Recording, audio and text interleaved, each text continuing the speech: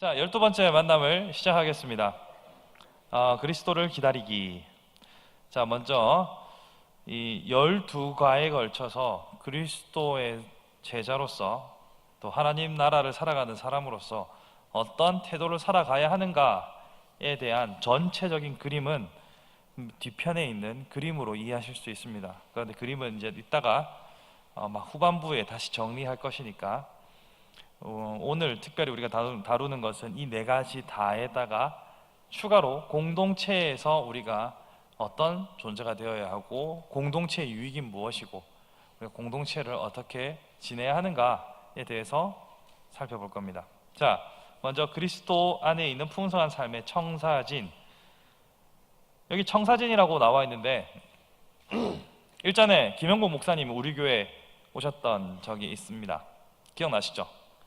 그 청바지 입고 자켓 입고 이 바람머리 하시고 요 앞에서 왔다 갔다 하면서 설교하셨던 그 모습이 기억나시는 분도 있을 텐데요. 제가 그때 당시에 호텔 숙소에서 교회까지 의전을 제가 담당했더랬습니다. 그래서 차에서 참 많은 대화를 나눌 수 있었거든요. 저 개인적으로는 나름 시대의 거장과 독대할 수 있는 시간을 가졌으니 그거 참 좋은 일이겠죠. 얼마 전 뉴스를 보니까 워렌 버핏과 함께하는 점심 식사가 이번엔 47억에 낙찰됐더라고요.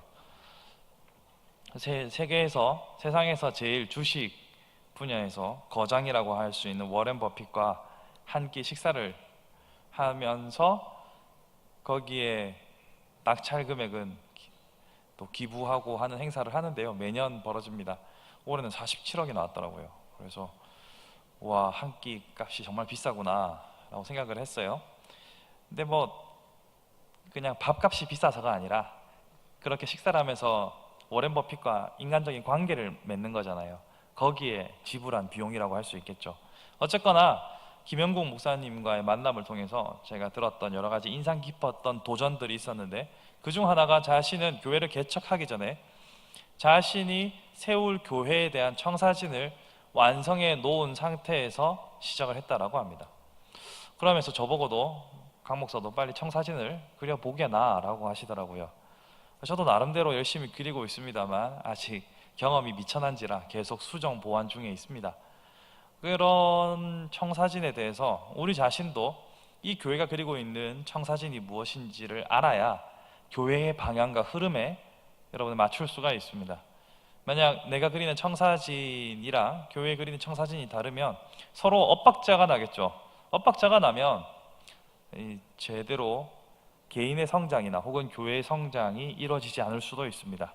그렇기 때문에 교회가 어떠한 청사진을 그리고 있는지 더 궁극적으로는 성경이 말하는 교회는 어떠한 목표를 향해서 달려가고 있는 공동체인지 바르게 이해하는 것이 중요합니다. 자, 그러면 이 청사진을 설명함에 있어서 먼저 균형에 대해서 생각해 볼 필요가 있습니다. 자, 모든 아름다운 것에는 나름의 균형이 있습니다. 여러분 황금률이라고 하는 얘기 들어보셨어요? 모든 것에는 나름의 비율과 그 비례가 있어서 아름다움을 완성하게 됩니다. 또 특별히 정돈을 목숨처럼 여기시는 분들은 이렇게 줄이 삐뚤어져 있으면 불편해서 어찌할 바를 몰라 하시잖아요. 가지런히 타일이 가로로 쫙 붙어 있는데 하나가 세로로 이렇게 딱 붙어 있으면 저걸 떼낼 수도 없고 막 손이 근질근질하고 온몸이 오그라드는 분들도 있어요. 그죠? 정갈하게 정돈된 상태, 그리고 질서 정연한 상태, 균형이 잡혀 있는 상태는 매우 우리에게 심리적 안정감을 줄 뿐만 아니라 아름다움을 제공하기도 합니다. 만약에 한 건축물이 비례가 잘 잡혀 있지 않다면 우리는 혹시 저것이 무너지지 않을까라는 불안함을 갖게 되고 그 불안은 아름다움과 거리가 멀다라고 말하기도 합니다. 그렇기 때문에 신앙생활이라는 것도 성도다움도 나름의 균형이 필요합니다. 자, 그렇다면 우리의 삶은 과연 균형 잡힌 삶인가라는 질문을 하게 됩니다. 그러면 여기서 균형이라고 할 때는 무엇과 무엇의 균형인가 라는 질문도 같이 동반되게 되죠. 균형은 무엇과 무엇의 균형이지 단독의 상태를 말하는 것은 아닙니다. 그렇기 때문에 우리의 신앙생활은 균형 잡혔는가 라는 질문을 하려면 먼저 무엇과 무엇이 균형 잡혔는가를 알아야 합니다. 뒷페이지에서 볼 그림을 보면 4개의 관계를 설명하지만 기본적으로 우리가 갖춰야 할 균형은 2개입니다. 대신관계, 대인관계, 이 2가지로 먼저 생각할 수 있습니다. 그리고 거기서 파생되는 것을 포함하면 4가지가 되는데요. 먼저 우리는 하나님과의 관계가 발라야 합니다. 그건 당연한 거겠죠. 예수 그리스도를 나의 구주로 믿고 고백하고 백성이 되었으면 백성답게 살아야 합니다. 그리고 그 백성답게 살아가는 삶에 있어서는 하나님과의 관계가 그 어떤 것보다도 절대적입니다. 뿐만 아니라 하나님과의 관계가 있다면 그 다음부터는 사람과의 관계가 있겠죠. 그 사람과의 관계에 있어서는 여러 가지가 있을 수 있습니다. 교회 공동체가 있을 수도 있고 나 자신이 있을 수도 있고 그리고 세상이 있을 수 있습니다. 이렇게 하나님과 사람과의 관계 속에서 얼마나 우리는 균형 잡힌 삶을 살아가고 있는가를 생각해 볼 필요가 있습니다. 많은 사람들은 이것이 균형이 잡혀야 된다는 것을 이론적으로는 알지만 대부분의 많은 사람들은 이 균형을 지킨다는 것이 결코 쉽지가 않다는 것을 알고 있습니다. 어떤 시기에 따라서도 그 균형은 어느 쪽으로 편중되어 있는지도 다를 수도 있습니다. 어떤 때는 내가 신앙생활에 더 많은 비중을 쏟고 있을 때도 있고 또 어떤 때는 세상 속에서 더 많은 비중을 쏟을 때도 있습니다. 그때 달라요. 그렇지만 언제나 내가 이 균형을 지키는 자세를 유지하겠다라는 태도가 중요한 거겠죠. 그렇다면 뭐가 진짜 균형인지 한번 살펴보도록 합시다. 자, 첫 번째, 향기 없는 그리스도인. 자, 보통 신앙이 좋다고 하시는 분들을 보면 2부류로 나눌 수 있습니다. 2부류. 첫 번째, 기도 응답을 비롯해서 많은 영적 체험의 기억을 통해 영적으로 성숙했다고 하는 이들이 있습니다. 또 어떤 이들은 많은 훈련 프로그램을 통해서 배우고 익혔으므로 나는 성숙했다라고 말하기도 합니다. 자, 이렇게 크게 2가지로 분류했어요. 이것은 저의 기준이 아니고 김형국 목사님의 기준입니다. 참고로. 그러니까 개인적인 기도 생활, 개인적인 경건 생활을 통해서 개인적으로 받았던 응답이나 영적 전쟁의 승리의 경험이나 이런 것들을 통해서 나는 비교적 성숙했다라고 말하는 분들이 있습니다. 물론 옳습니다. 이런 과정들을 통해서 우리는 성장합니다. 또 많은 훈련 프로그램을 통해서 배우고 익혀서 성숙했다라고 말하기도 합니다. 우리의 양육반, 제자반, 사역자반, 코칭반 등등, 또 자아상 회복 세미나랑 또 10대 벗의 여러 가지 훈련 프로그램들을 통해서 우리는 이 과정을 거쳤으므로 나는 충분히 성숙했다라고 말하는 경우도 있을 수 있습니다. 그런데 가끔 이렇게 어떤 방편을 통해서든지 성숙했다, 자랐다라고 하는 분들에게서도 부족해 보이는 것이 있습니다. 분명 신앙은 좋아 보이는데, 분명 뭔가 많이 배운 것 같은데 그다지 다가서고 싶지도 않고 또 그 사람의 삶을 담고 싶지도 않은 사람들이 있습니다. 이것은 세상 사람들의 기준으로 보았을 때 매력이 없다라고도 설명할 수 있겠죠. 그러니까 저 사람은 교회에서 보면 정말 뛰어난 인재입니다. 교회에서 봤을 때는 리더감입니다. 그런데 세상에서 보았을 때는 전혀 매력적이지 않은 사람들도 있습니다. 와, 저 사람 보니까 교회는 가면 안 되겠구나 라고 생각하는 사람도 있습니다. 그런 사람들 본 적 없어요? 제가 오늘 해운대 쪽으로 신방을 가는데 그 해운대로 내려가는 강변도로를 타고 막 내려가고 있어요. 근데 한 중년 할머니라고 하면 미안하고 중년이라고 하기엔 조금 많으신 분께서 개인 플랜카드를 들고 예수님을 믿으세요라고 했던가 복음을 전하고 있었어요. 서서. 여러분, 그런 분들을 볼 때 느끼는 감정들은 어떤 것들입니까? 자, 1번, 나도 저렇게 해야 되는데 못하고 있구나. 2번, 좀 안 저러면 좋겠는데. 3번, 아무런 생각이 없는데. 또 어떤 계기가 있을까요? 또 여러분, 지하철을 타고 가시다 보면 칸칸이 돌면서 예수천당 불신지옥을 외치시는 분들도 있습니다. 그리고 오후 4시 반쯤 되면 우리 교회 앞을 지나는 흰색 벤 차량이 있습니다. 위에 스피커 찬송을 엄청 크게 틀고 지나가는 차가 있습니다. 자, 이런 분들을 보실 때 여러분의 느끼는 감정은 무엇인가요? 주여? 예. 여러분들은 어떻게 느끼세요? 이걸 보면 우리가 머리가 복잡합니다. 나에게는 저런 열정이 있는가? 혹은 있었는가? 라는 고민을 하게 됩니다.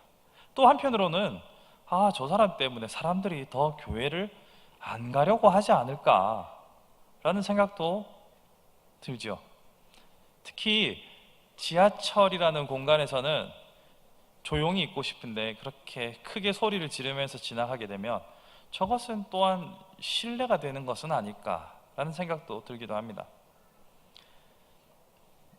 왜 그런 현상이 나타나는고 하면 세상에서 우리에게 요구하는 성도다움은 그런 외치는 것에 있지 않기 때문입니다. 자, 생각해 보십시오. 세상에서 언제 교회를 찾을까요? 세상 사람들이 어렵고 힘들 때, 그렇죠. 어렵고 힘들 때 교회를 찾습니다. 삶이 평안하면 교회를 찾아올 리가 없죠. 또 어떤 도덕적인 이슈가 있을 때 좀 더 고상하고 숭고한 도덕적 가치를 찾고 싶을 때 교회를 찾아옵니다. 그런데 그런 모습에서는 도무지 이 두 가지를 다 방금 말했던 삶이 어려울 때, 도덕적인 숭고함을 찾고 싶을 때, 이럴 때는 전제 조건이 다 뭐냐면 존경할 만한, 배울 만한, 다른 말로 하면 매력적인 기독교이기를 바랍니다. 그런데 우리는 세상 속에서 우리가 어떻게 비치는가에 주목하지 않습니다. 그냥 우리의 목적이 무엇이고 우리가 가진 것이 어떤 것인지에만 집중합니다. 이것이 왜 중요하냐면 세상이 왜 중요한지를 생각해 보셔야 됩니다. 땅끝까지 이르러 내 증인이 되라고 하신 예수님의 명령을 실행하는 장소가 어디입니까? 세상이죠. 그러니까 이 세상이 없이는 예수 그리스도의 명령을 제대로 지킬 수가 없는 겁니다. 아니, 물에 가야 물고기를 잡잖아요.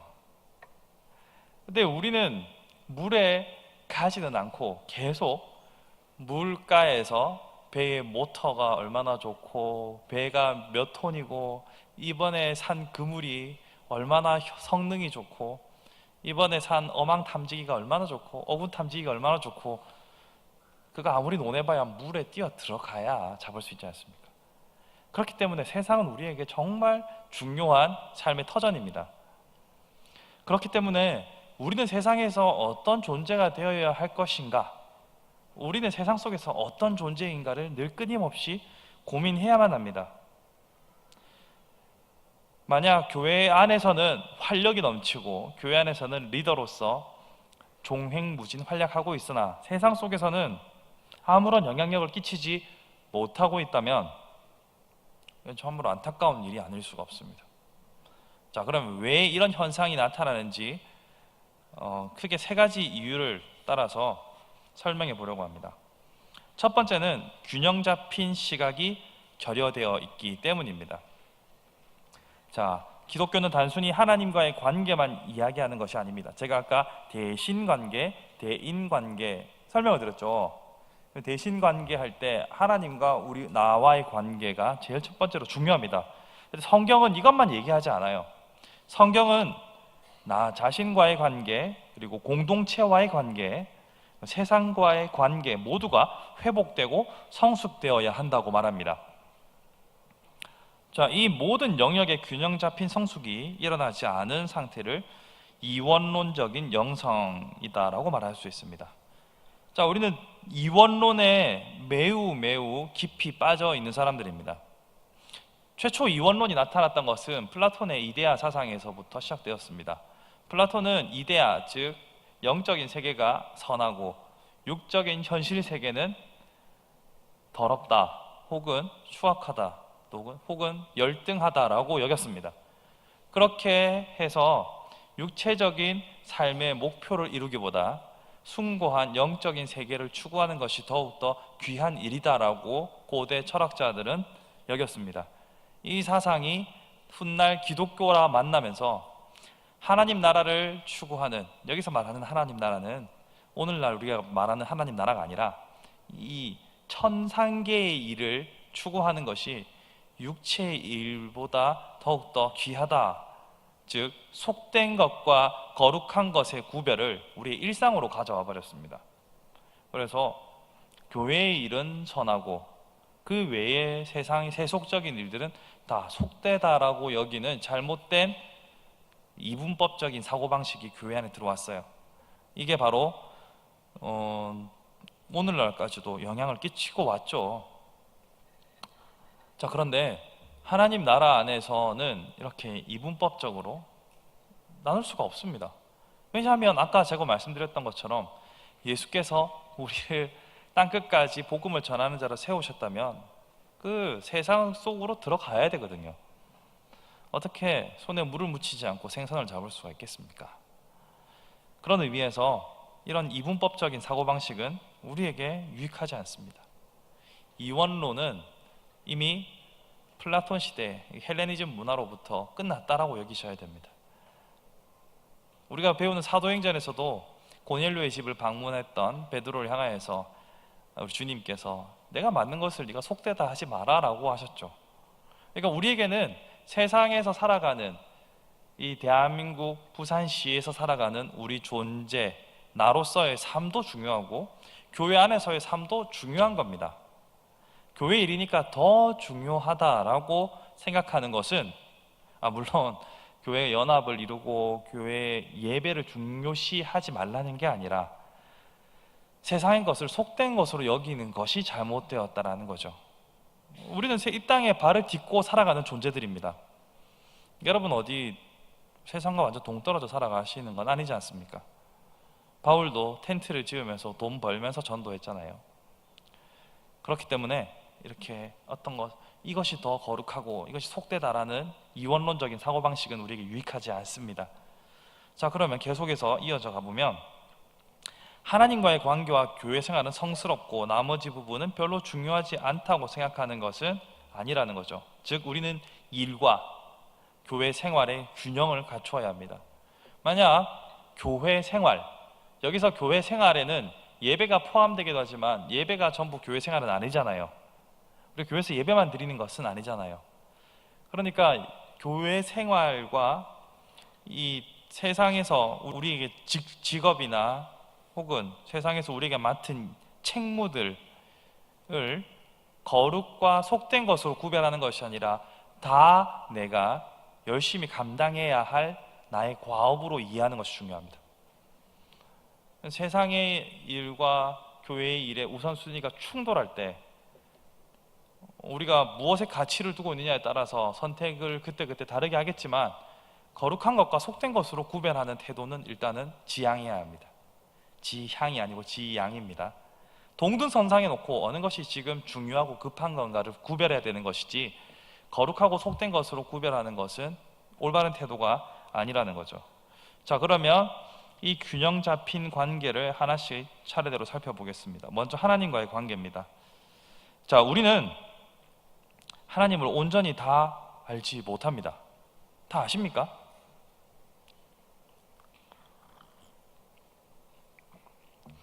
열 길 물속은 알아도 한 길 사람 속은 모른다고 여러분 같이 살고 계시는 분들의 마음을 다 헤아리고 아시는지요? 모릅니다. 몰라요.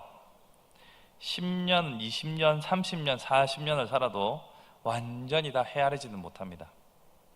또 설령 많이 헤아린다고 해도 맞춰주기 싫죠.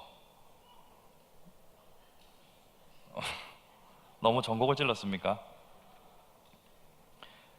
우리는 하나님을 죽는 날까지도 완전히 다 알지 못합니다. 왜냐하면 사람도 사람 마음을 다 알지 못하는 것뿐만 아니라, 자, 우리라는 그릇이 이만큼이면 하나님이라는 그릇은 최소한 이것보다는 크잖아요.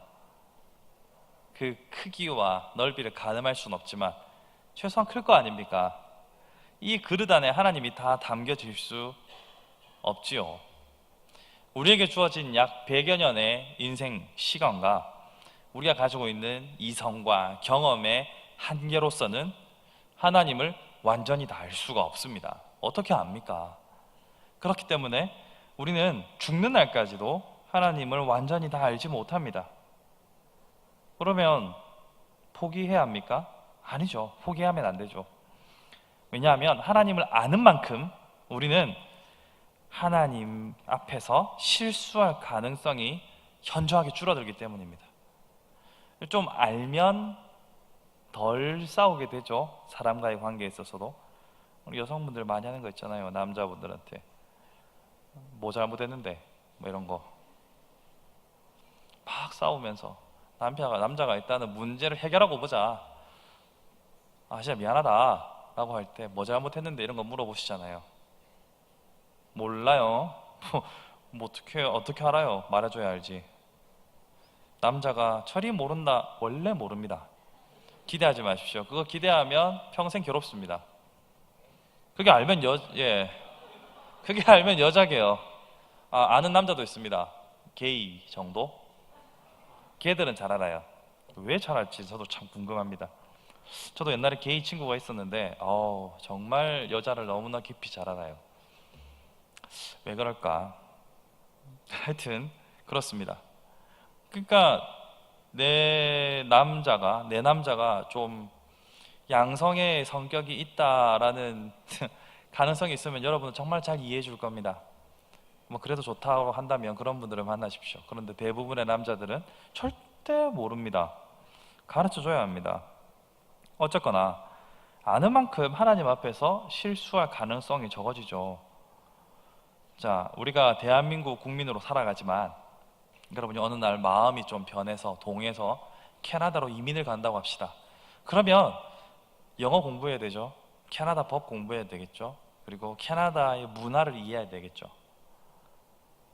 이거 기본 아닙니까?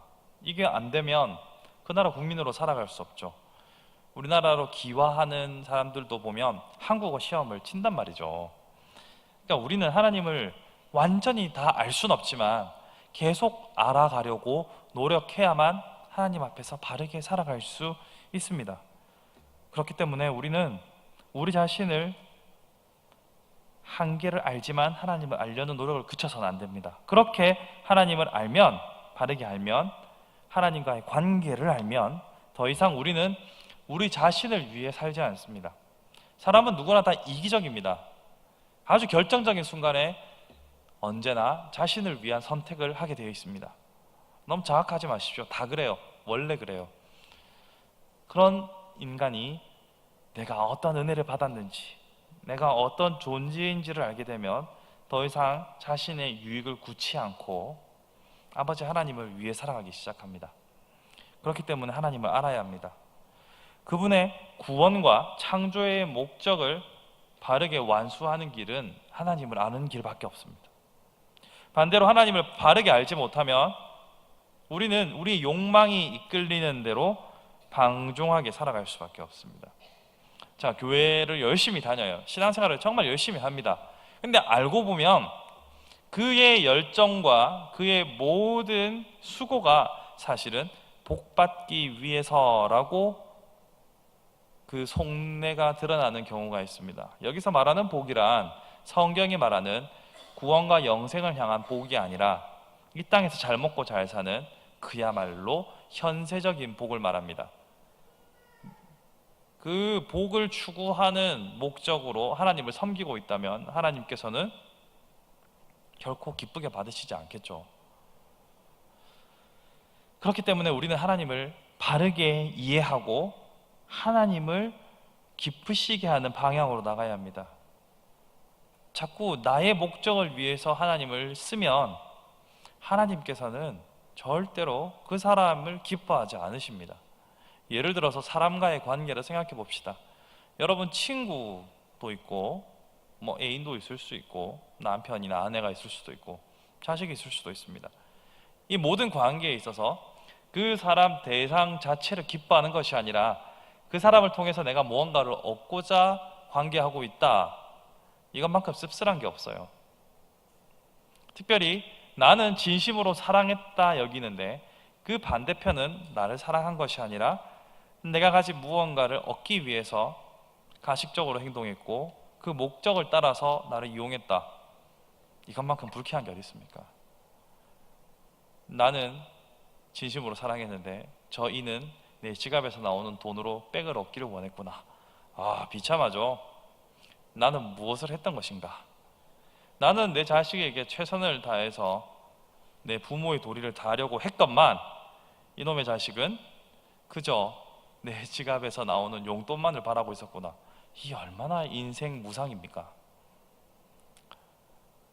여러분이 그 입장이 되어 본다면 느낄 좌절과 분노는 충분히 예상이 가시죠.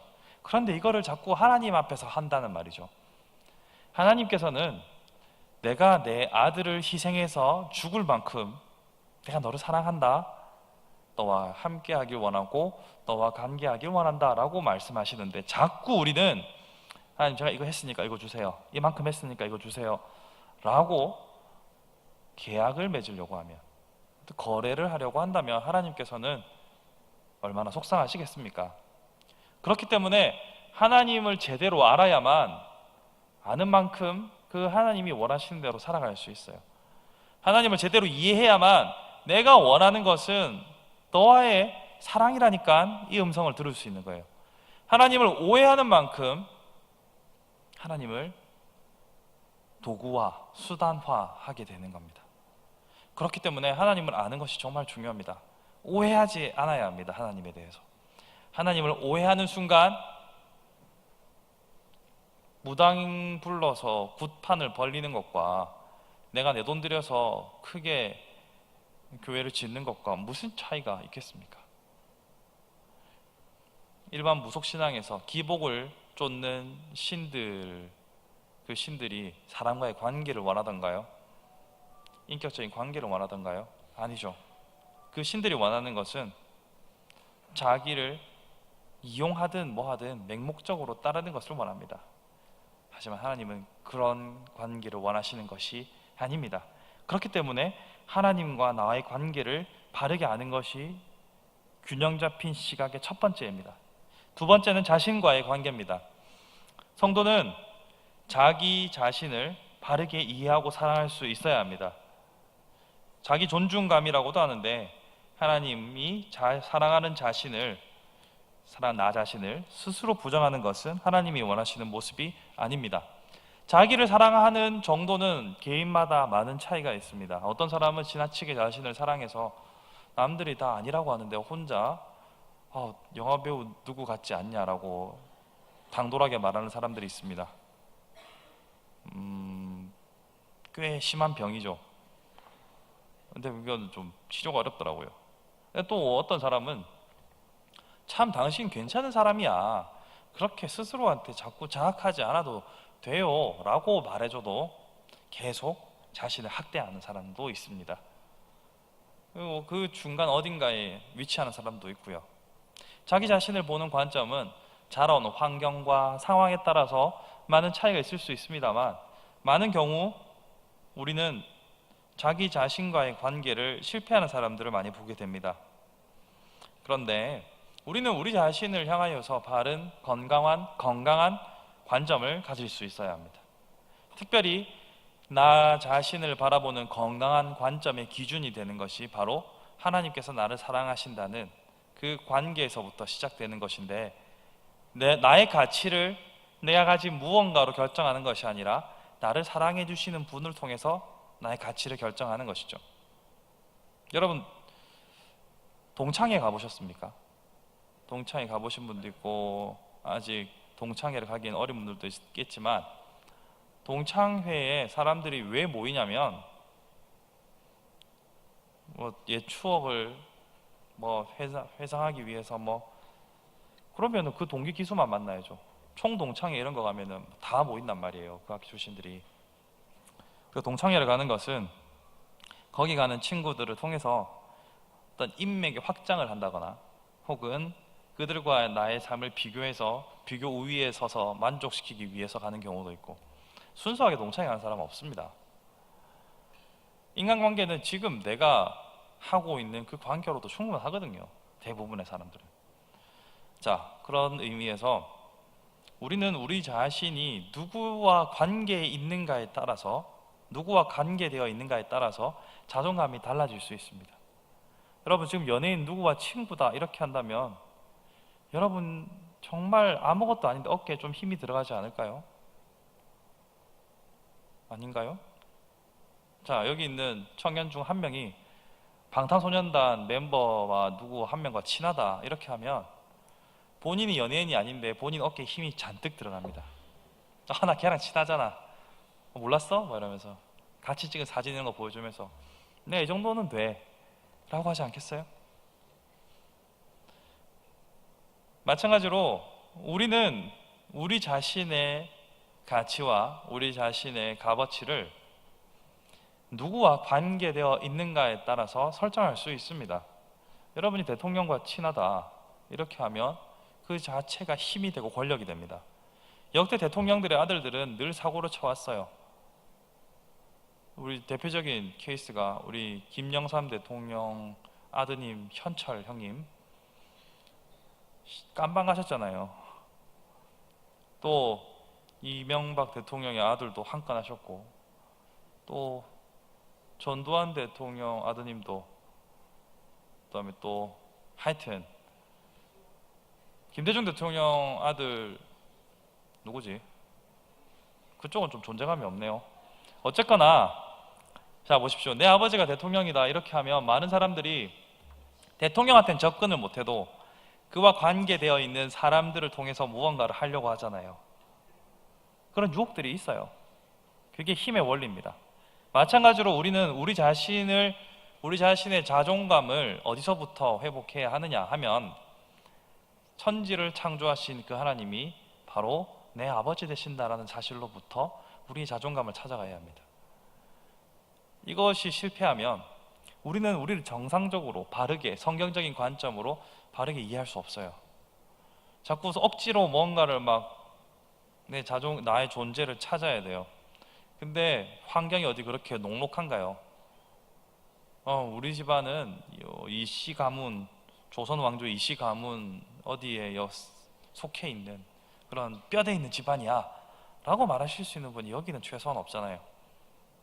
그리고 여러분의 가문이 여러분에게 자랑이 된다 할지라도 내가 지금 제대로 못 살고 있으면 오히려 그것이 나에게 걸림돌이 됩니다. 가족 모임 못 가는 거죠. 쪽팔려서 가족 모임은 어떻게 나가냐 이렇게 되는 거죠.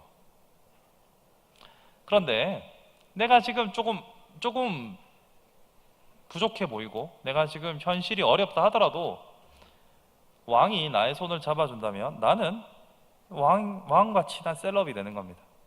맞죠? 하나님께서 여러분의 손을 잡아주시면 여러분은 그 하나님의 사람이 되는 겁니다. 바로 거기서부터 여러분들이 시작하셔야 됩니다. 여러분 자신이 지금 불만족스럽고 여러분 자신에 대해서 원망 섞인 말들이 터져 나온다 할지라도 당신은 하나님의 손을 잡은 사람입니다. 아니, 다르게 설명하면 하나님께서 여러분의 손을 잡아주셨습니다. 그렇기 때문에 여러분의 존재를 기뻐하십시오. 여러분의 존재를 칭찬하십시오. 여러분의 존재를 자랑하십시오. 여러분은 선택받은 사람입니다. 그걸 자꾸 잊어버리니까 우리는 조금만 실수하면 머리를 쥐어뜯는 거죠. 조금만 실수하면 이 수치를 가리기 위해서 자꾸 공동체를 떠나는 거죠. 여러분, 절대로 자신과의 관계를 하나님과의 관계로부터 시작해서 흔들리지 않는 굳건한 이 관계망을 붙잡고 있으셔야 합니다. 그때 우리는 비로소 기쁨이 충만한 거듭난 삶을 살아갈 수 있고 균형 잡힌 삶을 살아갈 수 있는 거죠. 세 번째는 공동체와의 관계입니다. 자, 성령의 9가지 열매 기억나십니까? 사랑과 희락과 화평과 오래 참음과 자비와 양선과 충성과 온유와 절제, 이 9가지 다 모르셔도 되는데 한 가지만 기억하셔야 됩니다. 그거 뭐냐면 상대방을 염두에 둔 거예요. 뭐 오래 참음이라는 것이 그냥 혼자 꾹 참는 거, 화장실 안 가고 오래 참는 거, 밥 안 먹고 오래 참는 거, 뭐 이런 거 아니잖아요. 물론 다이어트 하시는 분들에게는 밥을 안 먹고 오래 참는 것이 매우 중요한 일일 수 있겠지만 그게 성령의 열매는 아니잖아요. 여기 사랑과 희락과 화평과 자비와 양선과 충성과 온유와 절제, 이런 것들은 전부 다 타인을 향한 관계에서 나오는 겁니다. 그러니까 성령의 열매는 타인을 향한 사랑과 성숙이 없다면 우리는 주님을 닮아가는 제자라 말하기 어려울 것입니다. 하나님께서는 공동체를 통해서 사랑을 배우게 하시고 자라게 하십니다. 이 공동체를 통해서요. 여러분, 사랑은 아무리 내가 사랑을 고민한다고 해도 이 사랑을 실천할 대상이 없으면, 그리고 그 대상을 향하여서 실제로 내 사랑을 실천해 보지 않으면 사랑은 이론에 불과하고 공허한 것입니다. 사랑을 실천해 보아야죠. 연애를 글로만 배우고 연애를 하지 않으면 그 연애에 대한 모든 지식이 무슨 쓸모가 있습니까? 물론 연애 칼럼니스트가 된다면 그것은 매우 유용하겠지만 실전에 사용하지 못한다면 그것만큼 슬픈 일이 어디 있겠습니까? 나는 연애에 대해서 남에게 훈수를 두고 온갖 칼럼을 다 쓰고 있지만 정작 나는 연애를 못해. 듣기만 해도 슬프군요. 우리가 알고 있는 모든 성경적인 지식은 삶에서 실천되어야 하고, 그것이 실천되는 현장은 바로 우리의 공동체입니다. 물론 세상을 향해서도 이러한 사랑이 실천되어야 합니다. 성령의 열매가 드러나야 합니다. 그래야 매력적이죠. 저 사람은 교회 다니는데 정말 뭔가 다르구나. 저 사람 교회 다닌다더니 계란만 주는 줄 알았더니 다르구나 라는 것이 느껴져야죠. 계란을 왜 주지? 평소에 잘하지. 이런 말을 듣는다면 이것만큼 우리의 큰 수치가 어디 있겠습니까? 계란 치우지, 이렇게 말을 듣는다면 우리는 성도다움을 실패한 겁니다. 그렇기 때문에 우리는 이 공동체를 통하여서 사랑을 실습하고 공동체를 통해서 배워가야 합니다. 근데 자꾸 우리는 이 배우고 실습하는 과정은 참 괴롭거든요. 어려워요. 수습 과정은 언제나 우리를 불안하게 하고 긴장감이 맴돌게 하잖아요. 여러분 신문을 보시면, 신문이나 이런 기사를 보시면 수습 기자 누구 이렇게 나와 있는 글들이 있어요. 정말 서툴고 거칠고 정돈되지 않은 많은 자료들을 때려박은 그런 기사들을 보게 됩니다. 왜 그렇습니까? 아직 제대로 훈련받지 못해서 거칠고 그냥 열심히 막 발로 뛴 건 흔적만 남아있는 거죠. 본인은 얼마나 괴롭겠습니까? 얘가 뭐 잘못되는 건 아닐까. 또 수습은 언제든지 잘릴 수 있어요. 수습 기간 동안에는 해고돼도 노동부의 아무런 보호를 받지 못합니다. 수습 기간에 대해서는 좀 다를 수 있지만, 그렇기 때문에 훈련이라는 것은 언제나 어렵습니다. 여러분, 훈련하면 남자분들은 훈련소 생각나잖아요. 다시 가고 싶으세요? 그곳에서의 전우들과 땀 흘렸던 추억을 그리면서 다시 가고 싶다. 손 들면 변태죠. 누가 그걸 다시 가고 싶습니까? 훈련은 언제나 힘듭니다. 힘들지 않은 훈련은 훈련이 아닙니다. 왜냐하면 힘들게 훈련할 필요가 없으면 그 훈련 자체가 필요 없는 거고 이미 숙달되었으니까. 힘이 들어야만 과거의 패턴에서 새로운 패턴을 익힐 수 있는 거잖아요. 그러니까 훈련은 언제나 힘든 겁니다. 그런데 우리에게 주어져 있는 공동체가 힘들다고 자꾸 회피하면, 자꾸 졸업을 하지 못하면 계속 반복됩니다. 안타깝게도요.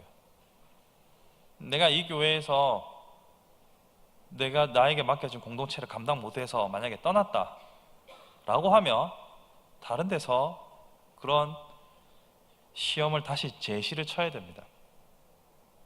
내가 지금 이번 셀 라이프가 마음에 안 들어서 꾹 참고 아무런 노력도 하지 않고 주일에 예배만 드리고 셀을 가지 않는다. 언젠가 비슷한 사람 또 만나게 되어 있습니다. 하나님께서 우리에게 잘하기 원하는 분량이 있거든요. 그 분량 못 채우면 제시입니다. 너무 잔인한 것 같지만 하나님께서는 그게 유익하다는 걸 알고 계시거든요. 그래서 공동체 안에서 성령의 열매를 통해서 바르게 우리가 균형 잡힌 삶을 살아가는 것이 매우 중요합니다. 다음 세상과의 관계입니다. 자, 우리는 하나님 나라에 속한 백성이지만 여전히 세상을 살아가고 있습니다. 어디 교회에서만 생활한다면, 초대 교회를 생각하면서 세상에서만 살아간다고 하면 좀 편할 것 같다라고 생각하는 분들도 있을 수 있습니다. 근데 꼭 그렇지도 않아요. 저를 보면 아시잖아요. 저는 교회 살잖아요. 4층에. 혹시 행여 저의 삶을 저처럼 살기를 원하시는 분들도 있을 수도 있습니다만, 교회의 풀타임 사역자로 일하든지 혹은 세상에서 내 직업을 가지고 살아가든지 피차 힘들기는 매 한 가지입니다. 세상에 쉬운 건 없어요. 결국은 저도 힘들고 여러분들도 힘든 겁니다. 자, 보십시오. 사람은 이 세상과 동떨어진 수도원적인 삶을 살아가지 않아요. 저의 삶을 다시 한번 보십시오. 제가 세상과 동떨어진, 여기 버스도 잘 안 오고 편의점도 500m 떨어져 있는 여기 산다고 해서 제가 수도사처럼 삽니까? 저도 여전히 세상 속에 살아갑니다. 세상 사람들과 관계하고 세상 속에서 살아갑니다. 그리고 나와 접하는 사람들에게 성도다움이 어떤 것인지 늘 평가받고 있기 때문에 긴장하고 살아갑니다. 가급적이면 목사라는 타이틀로 불리지 않고자 애를 쓰고 있지만, 제가 목사라고 불리는 순간 불리해지니까 우리 교사들이랑 밥 먹으러 나가고 이렇게 하면은 대리님이라고 부르라고 하거든요. 이거 어디 가도 불편한 거예요. 행동 거지가. 근데 사실은 이제 안 그래야 되는데, 우리가 세상에서 살아갈 때 크리스천이라는 것을 모두가 다 알잖아요.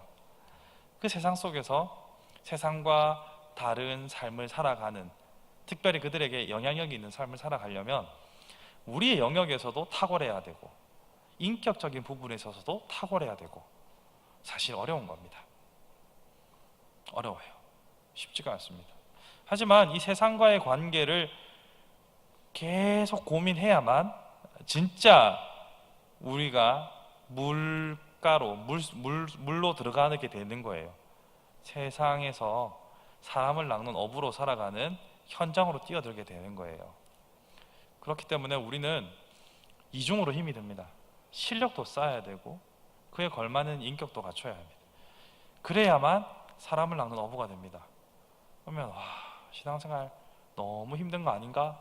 라는 생각이 들 수도 있죠. 하나님 갚아주시잖아요.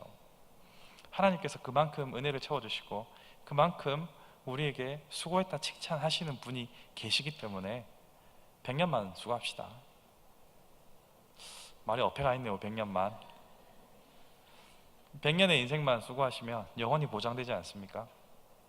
우리의 삶에 있어서 아까 이원론적인, 이분법적인 사고방식의 위험성을 얘기할 때 이 부분도 있어요. 우리가 교회를 중심으로 살아가야 합니다. 하지만 그렇다고 해서 세상을 등한시하게 되면 세상이 우리를 등한시합니다. 그럼 복음이 어떻게 전해집니까? 그러면 우리의 복음은 그들에게 어떤 가치로 비춰질 수 있겠습니까? 여러분의 삶의 영역에 있어서 탁월함을 갖추는 일을 멈춰서는 안 됩니다. 이게 어떻게 보면 막 고지론처럼 보이고 하시겠지만 그런 의미가 아닙니다. 최소한의 성실함과 최소한의 열정을 보여주지 않으면 그들은 자신들과 함께 속해 있는 일원으로 우리를 여기지 않습니다. 자신과 똑같은 일원으로 여기지 않으면 더 이상 우리의 삶에 관심이 없어요. 자기와 똑같은 일원이라고 생각되는데 그 안에서 차이점이 나타나야 관심을 가지는 거 아닙니까?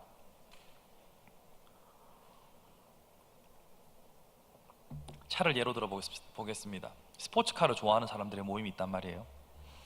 이 스포츠카를 좋아하는 사람들에게 포크레인이나 경운기는 관심의 대상이 아닙니다. 근데 스포츠카 중에서 같은 스포츠카인데 뭔가 좀 다른 거예요. 뭐 가속력이 가속도가 뭐 제로백이라고 하는데 치고 나간 속도가 다르다거나 아니 뭐 조향 장치가 다르다거나 브레이크가 다르다거나 약간의 차이들, 뭐 소재가 다르다거나 그런 차이가 있을 때 관심을 가지고 보는 거죠. 스포츠카를 좋아하는 사람들에게 포크레인이 두산인지 뭐 현대 건지 대우 건지 그게 중요하지 않아요. 바로 그런 겁니다.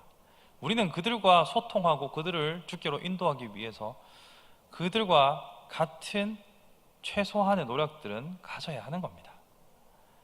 또한 하나님께서 우리를 이 땅에 부르셨을 때 땀 흘리며 수고하도록 부르셨기 때문에 그 일 또한 성실하게 해야 하는 겁니다. 거기에 더해서 성령의 인도하심을 따라 맺는 열매들로 그들과 다른 인격을 보여야 합니다. 그리고 그들이 우리가 애써 감내하는 손해들의 이유를 물었을 때 그것이 하나님 사랑이고 또한 이웃 사랑이다라는 우리의 진리를 보여줄 수 있어야 합니다. 뭐 니나 내나 똑같네. 왜 교회 가겠습니까? 뭐 니처럼 사나 내처럼 사나 뭔 차이가 있는데? 라고 하면 교회 가야 할 아무런 이유가 없습니다. 삶이 박살이 나지 않는 이상은, 정말 큰 위기가 찾아오지 않는 이상은 우리의 삶이 그들에게는 아무런 매력을 주지 못합니다. 그게 무슨 재미가 있어요? 야, 교회 한번 와봐 라고 말했을 때 니나 잘 살아라 이런 말 들으면 안 되죠. 저 사람의 삶을 보니까 교회 한 번쯤 가볼만 하겠는데 라는 생각이 들어야죠. 여러분은 여러분의 살고 있는, 생활하고 있는 가정 외에 가장 많은 시간을 보내는 곳에서 여러분들은 어떤 사람입니까? 한번 생각해 보셔야 합니다. 물론 가정에서도 여러분이 어떤 사람인가도 중요합니다. 근데 그건 오늘의 핵심이 아니니까 여러분의 직장, 여러분이 관계하는 사회 속에서 여러분이 어떤 존재인지 심각하게 고민해 보시고 여러분의 존재가 복음의 전도지가 되어야 합니다. 그렇게 균형을 잡혀야만 비로소 세상 속에서 매력적인 크리스천이 될 수 있습니다. 매력이 없으면 세상에서 빛과 소금의 역할을 할 수 없습니다. 맛을 잃은 소금이 되어서 길가에 버려질 뿐이죠. 그렇기 때문에 이러한 균형을 잡아야만 우리가 세상 속에서 매력적인 존재로 남을 수 있습니다.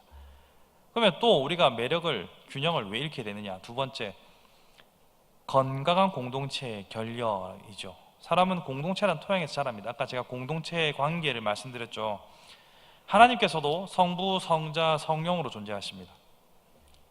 세 분이시죠. 한 분이면서 동시에 세 분, 세 분이면서 동시에 한 분. 이거는 죽어서 천국 가서 물어보세요. 성경에서는 더 이상 설명하지 않습니다. 그렇지만 우리가 믿어야 할 진리의 내용임은 분명합니다. 어쨌거나 하나님도 이렇게 세 분으로 존재하시면서 서로 그 공동체로 존재하십니다. 그러므로 건강한 공동체에 적극적으로 동참하면서 동시에 건강한 공동체를 만드는 일에 앞장서는 것이 개인과 모두를 살리는 겁니다. 자꾸 혼자 독고다이로 신앙생활을 하려고 하시면 안 됩니다. 물론 개인이 개인적으로 하나님을 인격적으로 만나는 골방의 신학이 필요합니다. 골방의 시간들이, 절대적인 시간들이 필요합니다. 근데 여기에 그치는 것이 아니라 이건 기본으로 하셔야 되고, 하셔야 돼요. 개인 기도 시간 있으십니까? 얼마나, 어디서, 어떻게? 개인 기도 시간 분명히 가지셔야 됩니다. 가지시고 동시에 공동체를 함께 균형 있게 갖춰가야 돼요. 그래야만 우리가 자랍니다. 뿐만 아니라 공동체가 건강하면 내가 같이 자라요. 그러니까 항상 그런 공동체를 만나리라는 법은 없잖아요. 그러면 내가 속한 공동체가 건강한 공동체가 되어서 다시 나를 살찌우고 또 이 공동체가 다른 이들을 살찌울 수 있도록 나의 공동체를 고민하고 노력하고 애를 써야 합니다. 그렇게 해야만 매력적인 성도로 살아가는 중요한 길이 되는 것이죠. 세 번째로는 성령 하나님과 하나님 나라에 대한 무지 때문에 우리가 향기를 또 맛을 잃어버리게 됩니다. 자, 보십시오. 하나님을 바르게 알지 못하면 바른 신앙생활이 불가능하다. 이거 하나님과의 관계에서 설명을 했죠. 그런데 하나님에 대해서 그러면 어떻게 알 수 있는가에 대해서 생각을 해야 됩니다. 제가 여기서 보면 그 나라의 법과 문화를 알아야 된다고 했는데, 그럼 하나님 나라의 법과 문화는 어디에 나와 있습니까? 바로 말씀이죠. 말씀을 알아야 합니다. 근데 요즘 큐티 책을 보면 말씀을 알기가 참 힘들죠. 민수기입니다. 하필이면 괴롭습니다. 설교하는 저도 괴롭습니다. 어제 오늘 새벽 본문 여러분 보셔서 아시겠지만 사람 참 환장할 노릇입니다. 12개의 지파의 대표가 나와서 이런 예물을 드리라고 했는데 예물이 다 똑같아요. 근데 하나하나 다 기록하고 있어요. 그래서 1번 유다로부터 시작해가지고 12번까지 드리는 사람만 바뀌고 드리는 내용은 다 똑같아요. 근데 이 편집자가 정말 얄궂은 게 1번, 2번 첫째 날 월요일에 하고요, 3, 4, 5, 6 화요일, 7, 8, 9, 10 수요일, 내일은 10번, 11번 하고 뒤에, 그러니까 월요일이랑 목요일은 할 게 있어요. 근데 화요일, 수요일은 똑같아요. 이 전하는 자도 힘들고 읽는 자도 괴롭죠. 물론 억지로 쥐어 짜내가지고 옆에 해설을 보시면서 여러분 이렇게 하시지만 한번 상상력을 동원해 보자고요. 예전에 우리가 10대 버스에서 출간했던 그 큐티책, 아무것도 없는 적용 1, 적용 2 느낀 점, 이것만 있다 생각해 봅시다. 여러분 무엇을 쓰시겠습니까? 괴롭죠. 성경은 이처럼 우리에게 어떤 일정 수준 이상의 지식을 요구하기도 하고 그 당시의 문화와 배경에 대한 정보도 요구하기도 하고 또 성경 전체를 꿰뚫는 신학적인 배경을 요구하기도 합니다. 그런 의미에서 어렵습니다. 하지만 그렇다고 해서 절대 포기해서는 안 됩니다. 여러분 모르면 손해입니다. 법도 그렇고요, 말씀도 그렇습니다. 어렵다고 해서 포기하시면 그만큼 여러분에게 손해입니다. 어떻게 해서든지 부목사를 괴롭히든지 뭐 성경 수업에 많이 들어오시든지 바이블 키를 하시든지 어떻게든 말씀을 많이 알려고 애를 쓰셔야 됩니다. 그래야만 우리가 하나님 앞에서 나의 존재가 변하게 되고, 그래야 매력이 나타나는 겁니다. 세상이 우리를 두려워하게 되는 겁니다.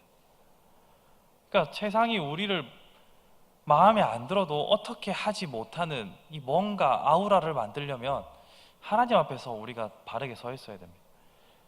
저 괜히 건드렸다가 벼락 맞는 거 아닌가, 이런 두려움이 있어야죠. 사람들한테 저 교회 다니는 저 사람이 내가 막 괴롭혔는데 책상에 앉아서 기도하고 있단 말이에요. 그럼 갑자기 덜컥 겁이 나거든요.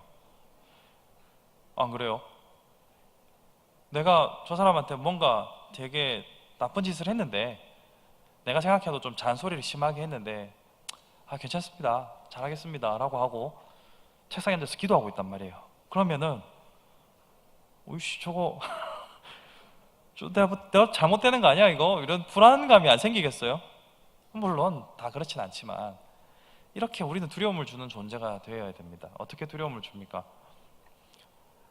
나를 통해서 하나님이 드러나면, 천지 만물을 창조하신 능력의 하나님이 나를 통해서 드러나면 세상은 우리를 두려워하게 되어 있습니다.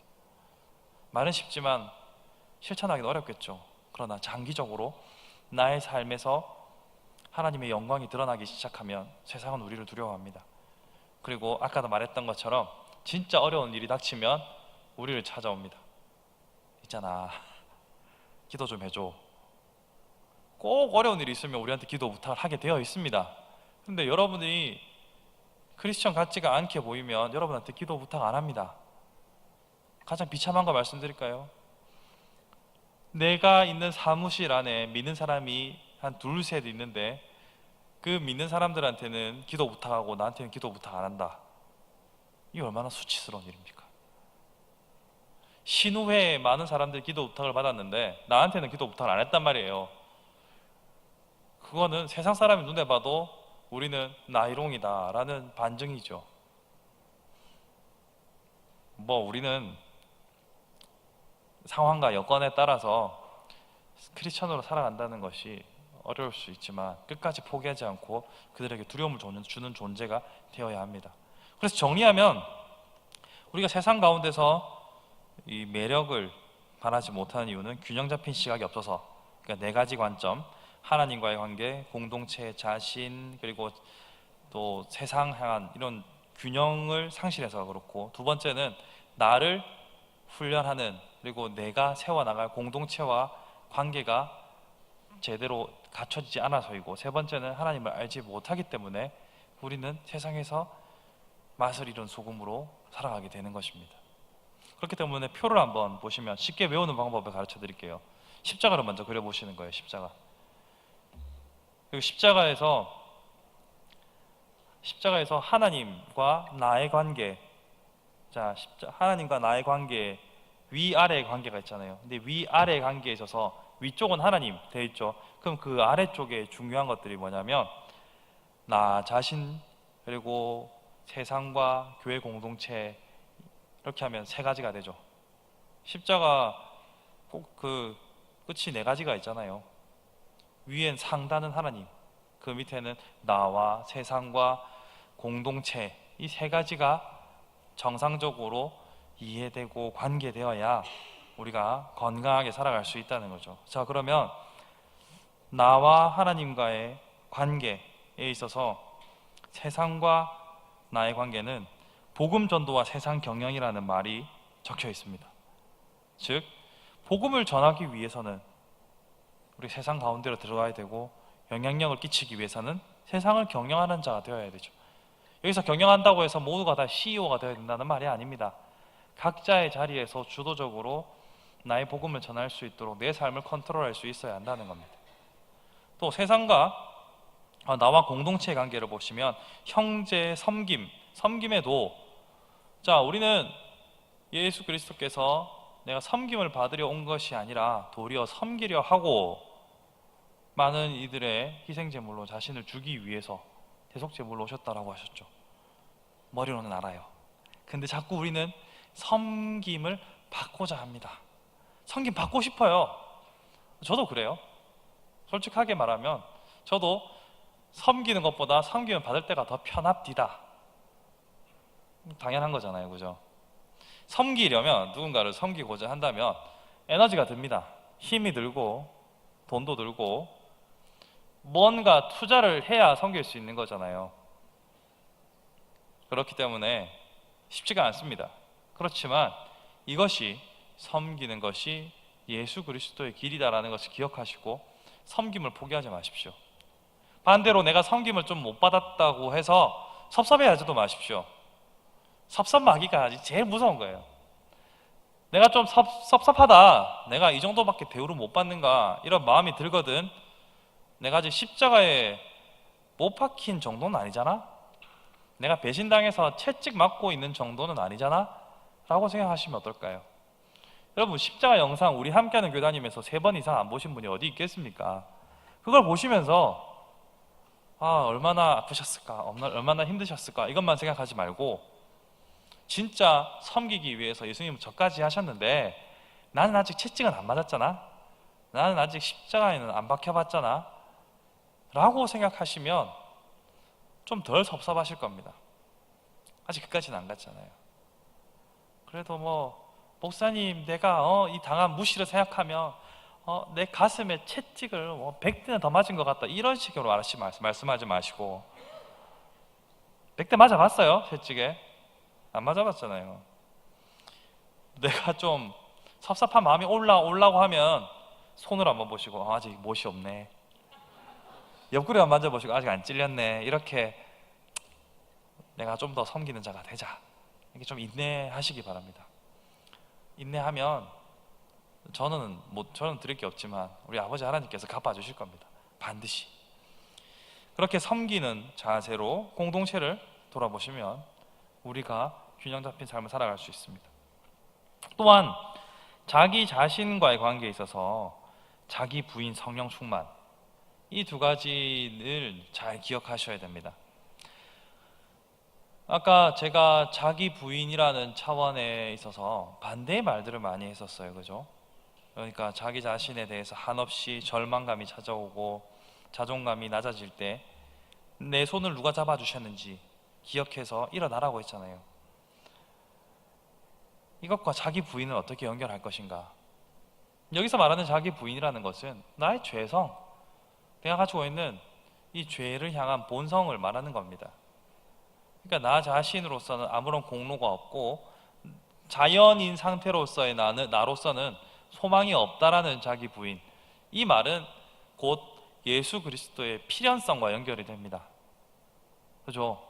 나로서는 답이 없다라는 결론이 서면 이어서 오직 주님밖에 답이 없구나. 이것이 바로 자기 부인입니다.